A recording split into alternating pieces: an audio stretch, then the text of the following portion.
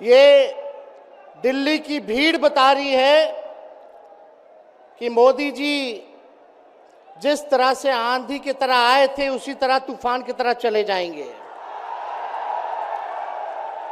पहला रैली हम लोगों ने पटना में किया, दूसरा बॉम्बे में किया और तीसरा आज जो है दिल्ली में हो रहा है। और मैं बता दूं, देश के कोने कोने में जहां भी हम लोग जा रहे हैं वहां जनता का साथ, आशीर्वाद मिल रहा है। आज हम सब लोग एकजुट हुए हैं देश के लोकतंत्र, देश के संविधान, देश के भाईचारा को बचाने के लिए। जिस हिसाब से देश में बांटने का काम किया जा रहा है, भाई को भाई से लड़ाया जा रहा है, नफरत की राजनीति की जा रही है, उसलिए हम सब नेता आपकी लड़ाई के लिए हम सब लोग आए हैं और आपकी लड़ाई लड़ रहे हैं। और हम लोग सब लोग चाहते हैं कि इस लड़ाई में आपका साथ मिले, आपका आशीर्वाद मिले और आपका प्यार मिले। जो लोग नारा लगाते हैं अब की बार 400 पार, उनका मुंह है कुछ भी बोलेंगे, लेकिन एक बात तय है, जनता ही मालिक है, आप मालिक हैं और आपको तय करना है कि देश के शासन में कौन बैठने का काम करेगा। आज यहां दिल्ली की जनता से पूछना चाहते हैं, वो लोग नारा लगा रहे हैं, टारगेट फिक्स कर रहे हैं अब की बार 400 पार। ऐसा लग रहा है कि पहले से ही ईवीएम सेटिंग हो चुका है। ये लोग फिर भी आप लोगों से पूछना चाहते हैं कि आप लोग, ये लोग जो नारा लगा रहे हैं, क्या वो सच होगा या वो सत्ता से बेदखल करिएगा? हाथ उठा के बताइए, इनको सत्ता से बाहर करना है कि नहीं करना? आज हम सब लोग देख रहे हैं कि देश में अघोषित इमरजेंसी लागू हो चुकी है। देश में सत्ता में जो लोग बैठे हैं तानाशाह रवैया अपनाने का काम कर रहे हैं, घमंडी हो गए हैं लोग। और आज हम लोग किसी को गाली देने नहीं आ रहे, लेकिन जो आंख से देख रहे हैं वो बताने आ रहे हैं, जो महसूस कर रहे हैं वो बताने आए हैं। सत्ता में लोग जो बैठे हैं, विपक्ष का धर्म बनता है, कर्तव्य बनता है कि उनसे हम लोग सवाल करें। आज मेरा मानना है कि देश में सबसे बड़ा अगर दुश्मन है तो बेरोजगारी है, महंगाई है, गरीबी है। आज यहाँ लोग हैं, नौजवान हैं, नौजवानों से पूछना चाहते हैं, बताओ कितने नौजवान यहाँ जो हैं मोदी जी ने नौकरी दिया? हाथ उठा के बताइए। कोई नहीं मिलेगा।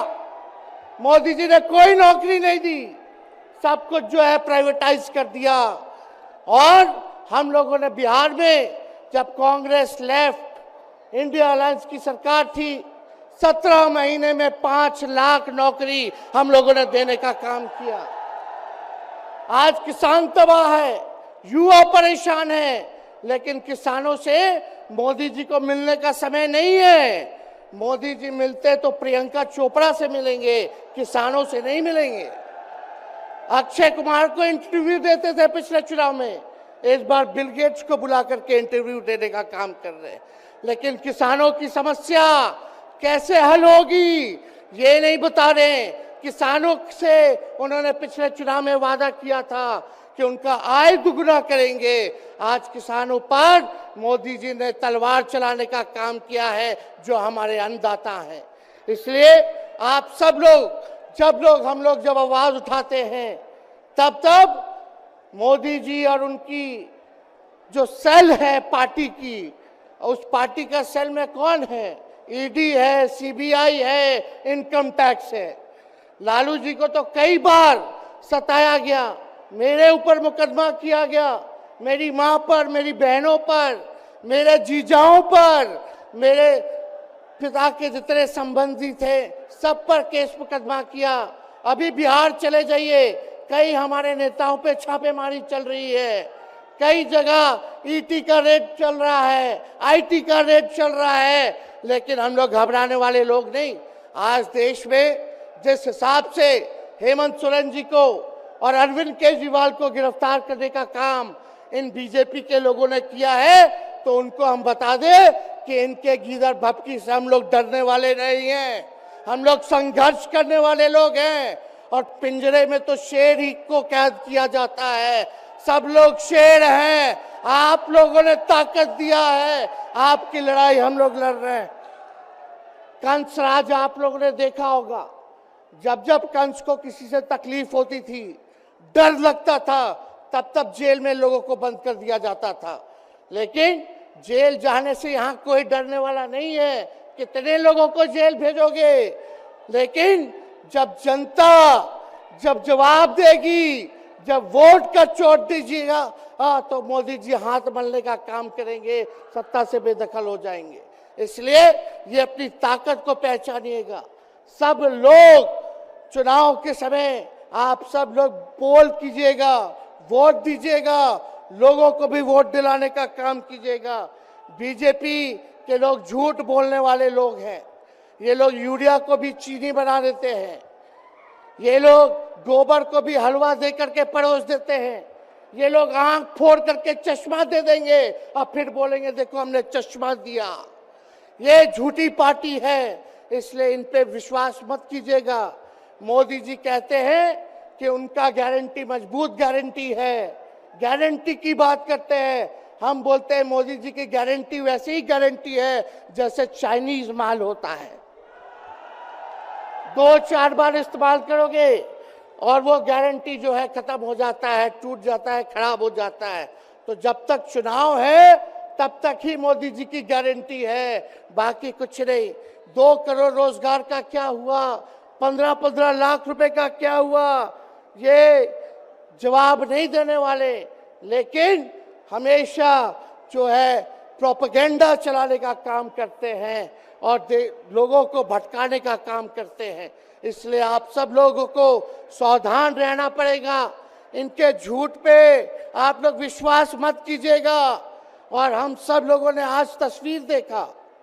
आज तस्वीर क्या देखा कि आज महामहिम राष्ट्रपति जी आडवाणी जी को भारत रत्न देकर के सम्मानित कर रही थी। मोदी जी आडवाणी जी के बगल में बैठे हुए हैं, राष्ट्रपति खड़ा होकर के सम्मानित कर रहे हैं, लेकिन मोदी जी खड़ा भी नहीं हुए राष्ट्रपति के सम्मान में, खड़ा भी नहीं हुए। इससे पहले भी हम लोगों ने तस्वीर देखी कि राष्ट्रपति पीछे पीछे चल रही है, मोदी जी आगे आगे चल रहे हैं। ये हम आप सब लोगों को बताना चाहते हैं कि इनका संविधान पे कोई विश्वास नहीं है। ये लोग नागपुरिया कानून को लागू करना चाहते हैं, आरएसएस के एजेंडे को लागू करना चाहते हैं। इसलिए ज्यादा कुछ ना कहते हुए एक आंकड़ा हम जरूर बताना चाहेंगे। देश में इंटरनेशनल लेबर ऑर्गेनाइजेशन ने सर्वे किया है, उसमें आंकड़े हैं कि आज देश में बेरोजगारों में से 83% युवा हैं। पढ़े लिखे युवाओं में बेरोजगारी लगभग 65% है। ग्रामीण क्षेत्रों में सिर्फ 17.5% युवाओं के पास ही काम है। यानी भारत की आत्मा गांव में 82% युवा आज बेरोजगार हैं और मोदी जी इसके बारे में कोई काम नहीं किया। आप एक बार विश्वास कीजिएगा, अगर इंडिया सरकार की अलायंस की सरकार बनती है तो नौजवानों को हम लोग नौकरी देने का काम करेंगे, बेरोजगारी को दूर करेंगे। और जाते जाते बहुत सारे नेताओं को बोलना है, लेकिन एक अंत हम करेंगे एक गाने के साथ। और आप लोगों ने गोविंदा का फिल्म का एक गाना सुना होगा कि तुम तो धोखेबाज हो, वादा करके भूल जाते हो। रोज रोज मोदी जी तुम ऐसा करोगे, रोज रोज मोदी जी तुम ऐसा करोगे, जनता जो रूठ गई तो हाथ मलोगे। अरे तुम तो धोखेबाज हो, वादा करके भाग जाते हो। तो आप सब लोगों को बहुत बहुत धन्यवाद। आप सब लोगों का आशीर्वाद मिले और हम सभी लोगों जो है आज मिसेस केजरीवाल और हमारी बहन कल्पना जी के साथ हम लोग जो है मजबूती के साथ खड़े हैं और इस लड़ाई को लड़ेंगे और जीतेंगे। बहुत बहुत धन्यवाद। जय हिंद। बहुत बहुत धन्यवाद।